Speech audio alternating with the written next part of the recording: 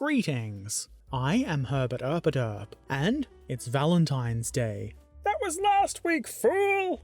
Oh yeah. Well, I'm still going to build a couple of these 15mm scale plastic Valentine tanks by the Plastic Soldier Company. This box, with its nice artwork of a Valentine, can make 5 tanks. It says so right on the front and back of the box. The back also tells us that we get the choice of 3 variants, the Mark II, 3, or 9. You can also add British or Soviet commander figures. There's also a basic painting guide, which is basic, but it could be helpful as a starting point or something to give you some ideas. Inside the box we find a nice stack of 5 sprues, which makes a lot of sense when you really think about it. You can see right away there are multiple parts for the different variants. 2 sets of tracks with different styles of wheels, 2 complete turrets, and 2 upper hulls, one with skirts and one without. I think the reason they don't just give you skirts to add on or leave off is that the guards along the sides are different enough that maybe it was just easier to have a whole different upper hull. No complaints here though. Well, actually there is a minor complaint. There is only one lower hull, which along with 2 front and rear plates is pretty much all that's stopping you from making 2 tanks per sprue, unless I'm missing something. Surely that would never happen? Nope, never. Anyway, this is a pretty nice neat kit. There are of course mold lines on the parts, but they are quite minor and shouldn't be too much of a hindrance to assembling the tank. I wasn't able to find any major defects or errors, and everything went together nice and easily, though one of the guns did have a bit of a tight fit. Not a big issue, and it was easily resolved with my knife.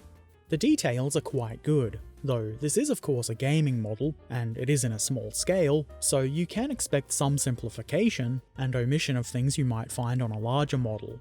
That said, it is still quite nice, and it's more than obvious that it's a Valentine.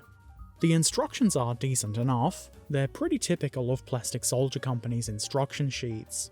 The sprue diagram is colour-coded to show which parts are used for which variant of the Valentine, though I did notice that not all of the parts are on the sprues where the diagram suggests they are. The other side of the sheet has the instructions themselves, and they're fairly good.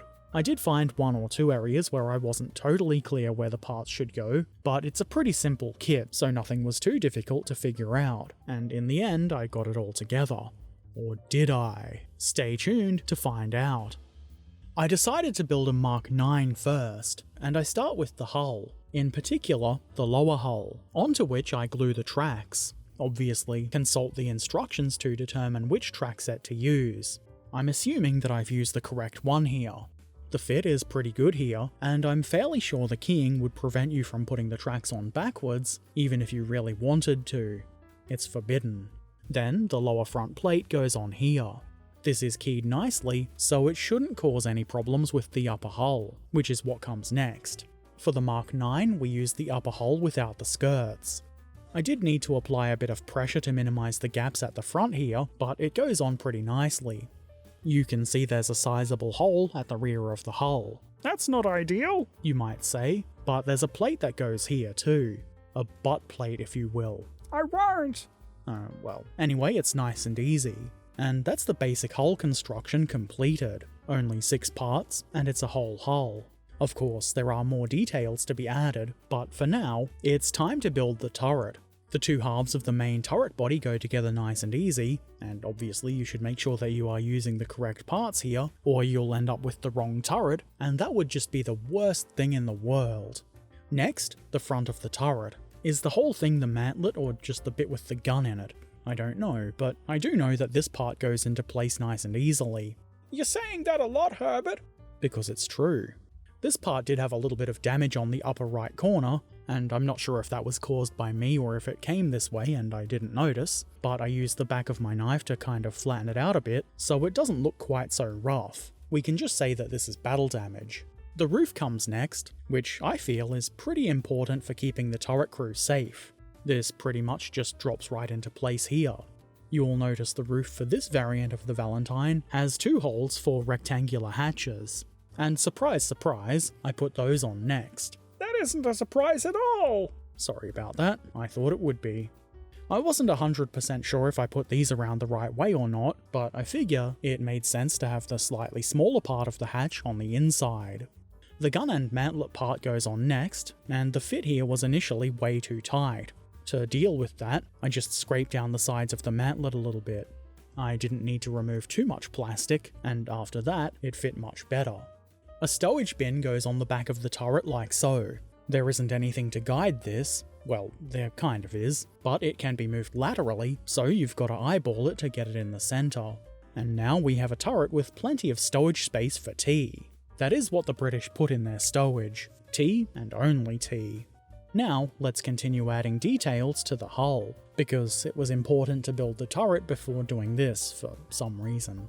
I start by adding the muffler shield. This isn't too hard to get into place, but it does seem to have a slightly larger gap towards the front. I'm sure that would be a fairly simple fix if you felt the need. Then, on the right side of the hull, we add some toolboxes. Or at least that's what I'm assuming they both are. One of them could be used for storing more tea, or maybe even both of them are.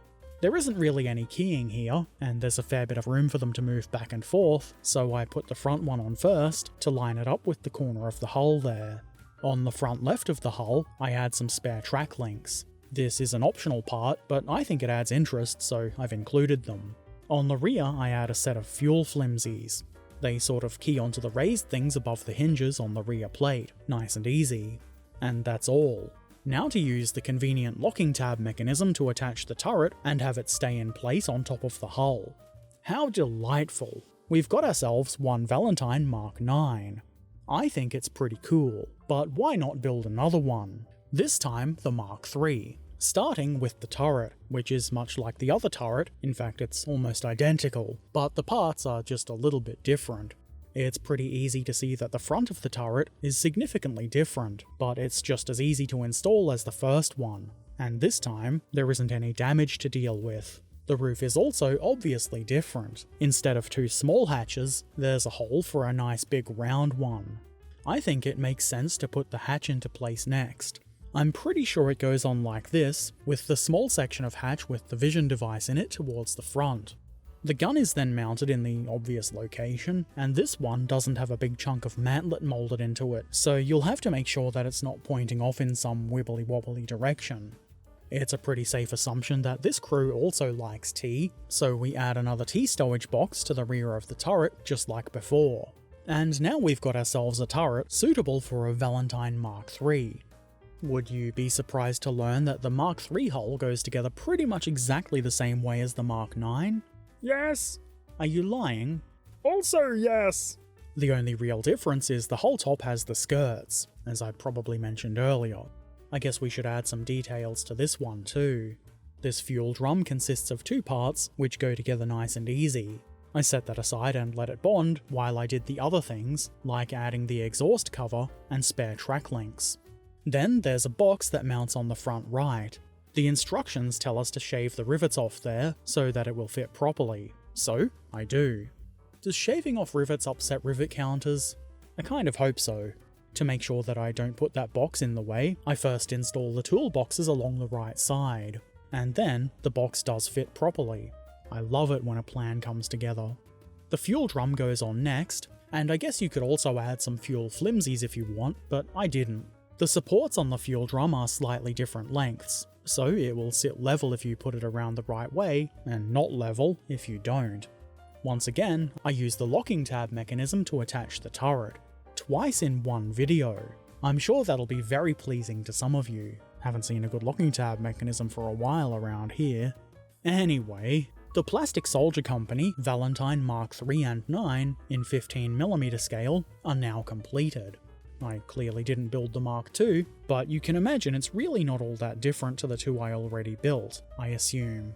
For all I know, there could be some spectacular difference that just changes your life. Who can say? I really like this kit. I do usually enjoy Plastic Soldier Company's stuff, it's generally good quality and fun to put together. I think it looks really good. The parts are nice and neat and well made, and I guess the only disappointment I have is that you can't build two complete tanks from one sprue. You almost can, but not quite. I guess you could build the extra turrets for, I don't know, did these ever get used as gun emplacements? That could be interesting. Maybe you could use them with the hull tops and tracks, and that could possibly be kajiggered into some wreckages, or maybe even as buried or dug in tanks. Or if you're extra creative, you could fabricate your own lower hull and front and rear plates, and then you could have 10 Valentines for the price of 5, and a little bit of work. There's probably quite a few things you could do with these leftovers. 15mm scale is pretty small, it's 1 to 100th, and it's not for everybody. I mean, nothing is for everybody, but something Plastic Soldier Company does is offer the same kit in 72nd scale. I can't say for sure, but I would imagine that it's exactly the same kit, just in a different scale. So if you want this, but slightly larger, that might be a good choice, though you do only get 3 tanks in that box. Anyway, I enjoyed this quite a bit, and I remember it being quite a fun build stream, and it didn't take too long either. You could have a swarm of these Valentines put together before you even know it. If you have any questions or comments, feel free to put them in the comment section below. If you want to watch me build kits like this one live on stream, head on over to my Twitch channel, which is where I happen to stream. The link is in the description below. And if you've not already done so, why not subscribe here on YouTube for the rather low price of absolutely nothing? Or if you have the means and you want to help a Herbert Erpaderp do Herbert Erpaderp things, and see my videos a bit early, consider becoming a patron. You can find links to Patreon and all of my other things like Discord and social media in the description below. And as always, I shall return soon. So until then, be excellent to each other, have a wonderful day, and thanks for watching. Farewell.